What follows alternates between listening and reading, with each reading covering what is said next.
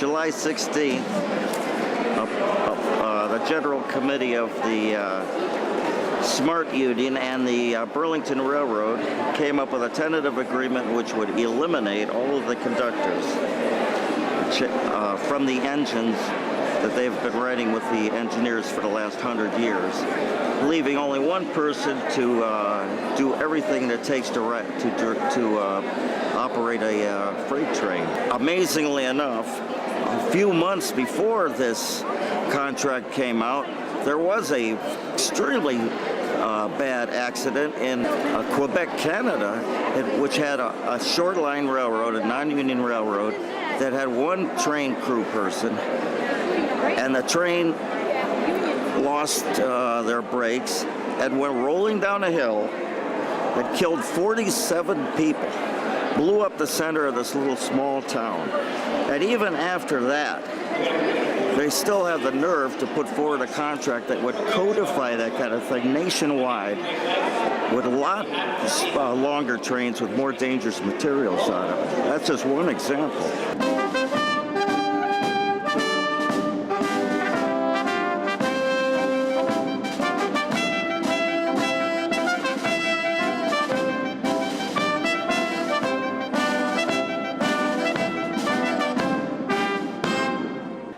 120 years ago, Eugene V. Debs stood 5 or 6 blocks from here at Langley Park and pledged his support of his brand new union, the American Railway Union, to the struggle of the Pullman car builders. The ARU had just decisively defeated the Great Northern Railway at 18 days, preventing a 10% wage cut. Now, this same company, the Burlington Northern Santa Fe, is demanding concessions just as drastic. I came here today to ask your help to help these present-day rail workers in this fight. Take a look at those tracks west of the building. You'll see that the freight trains are as long as 2 miles, with more than 100 cars carrying oil, explosive chemicals, even radioactive material.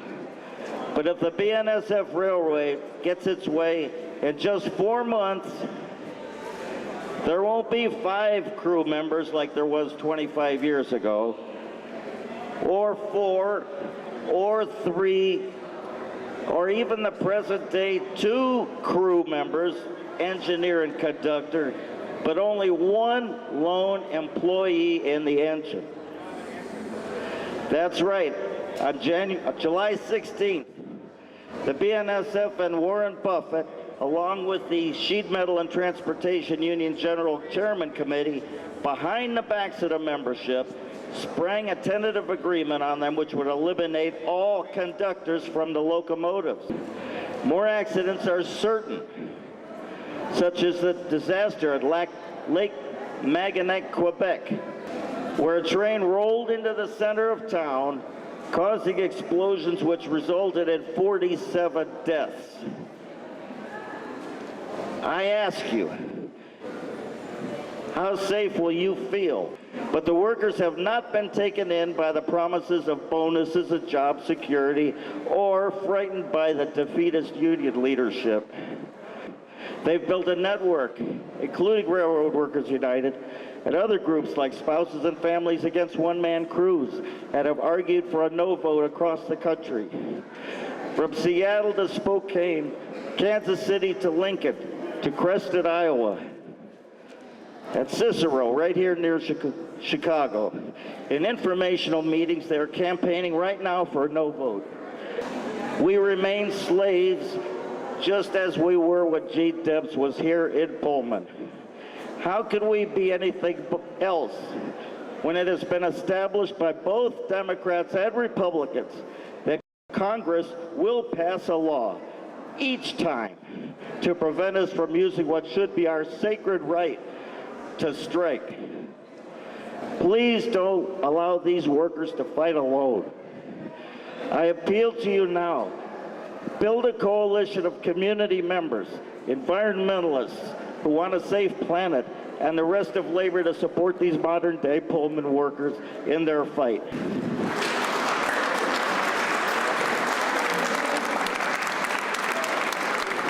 Thank you very much.